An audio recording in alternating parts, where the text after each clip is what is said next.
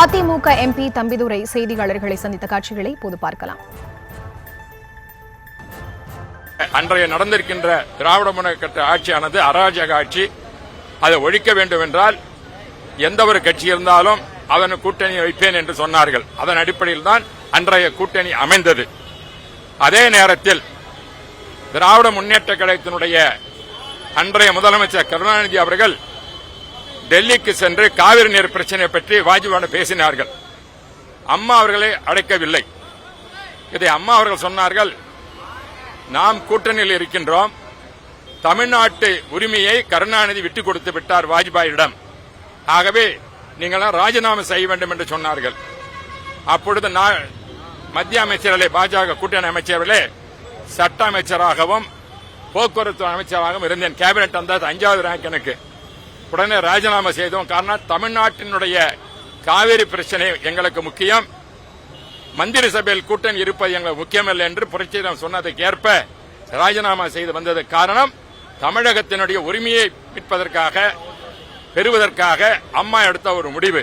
கூட்டணி வைத்தார்கள், அதே நேரம் கூட்டணி வெளியே வந்தார்கள்.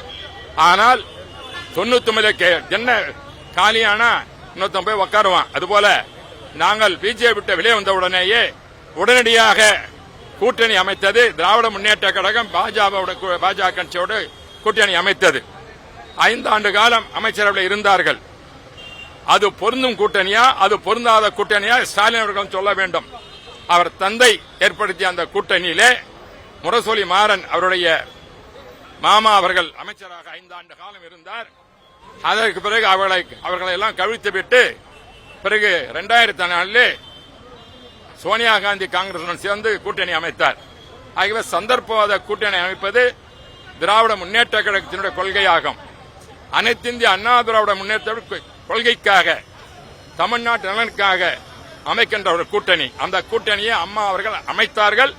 அமைத்த பிறகு அது வேண்டாம் என்று வெளியே வந்தார்கள். அதே போலதான் இப்பொழுது எடப்பாடி பழனிசாமி அவர்கள் ஒரு சரியான முடிவு எடுத்திருக்கிறார்கள்.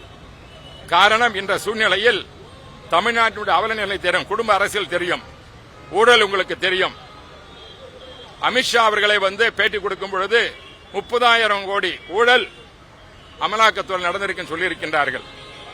நான் எப்பொழுதுமே கரூரை பலமுறை நாடாளுமன்ற உறுப்பினர் அந்த பகுதியிலே செந்தில் பாலாஜி உண்மையை பேசுபவர். எதில் பேசுவார்னா ஊழல் செய்தது சரியாக சொல்பவர் செந்தில் பாலாஜி. அவர்தான் அமைச்சராக இருக்கும் பொழுது, போக்குவரத்து அமைச்சராக இருக்கும் பொழுது நாங்கெல்லாம் போஸ்டிங் போறதுக்கு பணம் வாங்கணும்னு சொல்லி ஹைகோர்ட்ல அபிடவிட் கொடுத்து பணத்தை திருப்பி கொடுத்தவர். அவரே ஒரு முறை சொன்னார், அமலாக்கத்துறை 1000 கோடி என்றால் அது 40,000 கோடி என்று கூட சொல்லுவார்கள் என்று செந்தில் பாலாஜி சொன்னார். அதைத்தான் அமித்ஷா அவர்கள் அது குறிப்பிட்டிருக்கிறார். ஆகவே இந்த ஊழலை பற்றி அமித்ஷா சொல்லும் போது திமுக ஏன் இதுவரையில் வாய் திறக்காமல் இருக்கிறார்கள்? அவர்களுக்கு இன்றைய தமிழக முதல்வர் மாநில சுயாட்சி பேசுகின்றார், தமிழர் உரிமைகளை பேசுகின்றார். அப்படிப்பட்டவர் தைரியம் இருந்தால் 39,000 கோடி ஊழல் என்று பேசினாரே, பல ஊழல் எடுத்துக்கொண்டு அமித்ஷா அவர் மீது வழக்கு தொட தயாரா? சாதாரண பேசினால் அதிமுக வழக்கு தொடுகின்ற ஸ்டாலின் அவர்கள் இந்த வழக்கு தொட தயாரா இருக்கிறாரா? இப்பொழுது அமைந்திருக்கின்ற இந்த கூட்டணியானது எடப்பாடி அவர்கள் சரியான கூட்டணி அமைச்சிருக்கிறார்கள். நீங்கள் முஸ்லீம் வாக்கு போகணும்னு சொன்னீங்க, அதுக்கு பதில் சொல்றேன். கூட்டணி என்பது உங்களுக்கு தெரியும்.